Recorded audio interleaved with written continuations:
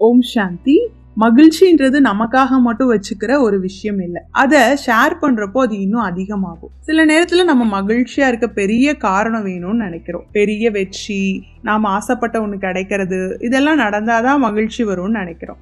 ஆனா ஒருத்தர்கிட்ட அன்பா பேசுறது, சோர்வா இருக்கக்கூடிய ஒருத்தரை பார்த்து சிரிக்கிறது, யாராவது நல்லது பண்ணா மனசார பாராட்டுறது, கவலையில இருக்கவங்களுக்கு பாபா உங்க கூட இருக்காரு அப்படின்னு சொல்றது, இது எல்லாமே மகிழ்ச்சியை பகிரக்கூடிய அழகான வழிதான். நாம ஒரு விளக்கை ஏத்துனா அதுல இருந்து இன்னொரு விளக்கை ஏத்தலாம். ஆனா முதல் விளக்கின் ஒளி குறையாது.